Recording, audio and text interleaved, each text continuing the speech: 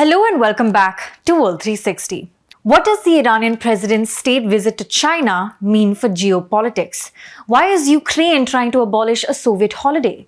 These are the questions we'll be tackling in today's episode. First up, the Iranian president's first ever state visit to China. President Ebrahim Raisi made a 3-day visit to China last week, during which he met Chinese President Xi Jinping. The two leaders signed 20 cooperation agreements across areas of economy and trade, among others. Let's not forget, however, that Raisi has been faced with mounting domestic challenges, with anti-hijab protests raging over the last few months. The protests have also increased tensions between Iran and the US, with the former accusing foreign agents of sparking protests in the country. In view of these developments, the prospect of an Iran nuclear deal seems to be out of reach for now.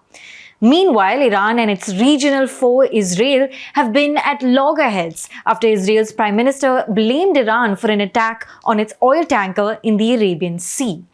It's safe to say that Raisi has had his hands full, and a geopolitical ally is definitely something he needs.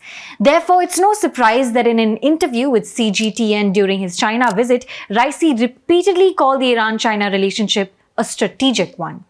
In the meeting that was held after the conclusion of these contracts and agreements, the serious will of both sides to continue and develop cooperation in various commercial, economic, energy, science, and technology fields was emphasized, and we were able to make good decisions in all topics, said Raisi after he returned to Iran. Let's not forget that China and Iran are nuclear powers as well, which makes their cooperation agreements in fields of science and tech all that more important. Iran is also a key oil supplier to China. These two countries also appear to have a common enemy, the US. Both countries have faced sanctions of some kind from the US, whether it's sanctions against Iran's nuclear program or sanctions against goods coming out of Xinjiang, where ethnic Uyghurs are allegedly being mistreated. Their shared sentiment of being quote-unquote bullied was spelled out in a joint statement from Raisi and Xi Jinping. China supports Iran in resisting unilateralism and bullying, opposes external forces interfering in Iran's internal affairs and undermining its security and stability, read the joint statement. We can't exactly look at this visit without taking into account Xi Jinping's visit to Saudi Arabia last year. In December last year, if you remember, Xi Jinping got a lavish welcome from his Saudi counterparts, unlike Joe Biden, who didn't even receive a tarmac welcome during his visit to Saudi Arabia last July. The contrast in the welcome to these two leaders made some wonder whether the US's influence in the Middle East was waning. Now, with the Iranian president's visit to China, it's clear that China is keen to engage with all players in the Middle East, even those sections that don't necessarily get along. It's no secret that Saudi Arabia and Iran have had soured relations, which was underscored by the 2020 Abraham Accords signed between Israel and Arab leaders, who have arguably been brought closer together by a shared threat from Iran. China seems to be trying to find its foot within this changing landscape of the Middle East, which is why President Raisi's recent visit to the country can't be seen in isolation. Next up, we're looking at a man named Bao Fan, a top Chinese investment banker whose recent disappearance seems to be stoking fears about Beijing's crackdown on its own tech sector. We all know the story of Jack Ma and how the planned IPO of his company, Ant Group, was thwarted by Chinese regulators. Jack Ma disappeared from public view for 3 months before reappearing again. Many experts saw it as an attempt by the Chinese state to humble a company that had become too powerful and an entrepreneur who had become too outspoken. Is history repeating itself with Bao Fan? Before we answer that question, let's understand who he is and how he rose to importance. Bao Fan is the chairman and CEO of China Renaissance Holdings Limited, which is a leading investment firm in China. It is a trusted capital markets partner for thousands of entrepreneurs in China's innovation economy. Bao Fan was involved with high-profile tech mergers, including that of food delivery giants Meituan and Dianping.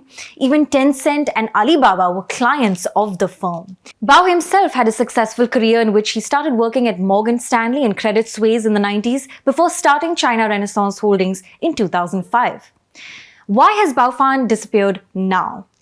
Well, that's a difficult question. Some media reports say authorities took Bao away this month to assist in an investigation into a former colleague, Kong Lin, who was actually the firm's former president.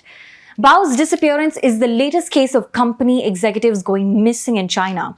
A week ago, a major Chinese property developer, Season Group, had its vice chairman gone missing too. These developments have sent a chill over China's tech sector, especially since it comes against the backdrop of Xi Jinping's anti-corruption campaign in the sector that began about 2 years ago. Now, last up, we're talking about Ukraine. As you know, the 1-year anniversary of Russia's invasion into Ukraine is nearing, and it appears Ukraine is attempting to hit Moscow not just on the battlefield, but in the history books too. Last week, Ukrainian MP Oksana Savchuk, along with other MPs, submitted a draft bill to the Ukrainian parliament asking to abolish May 9th as Victory Day. Now, Victory Day is a holiday that commemorates the Soviet victory over Nazi Germany in 1945 and is celebrated by most former Soviet states.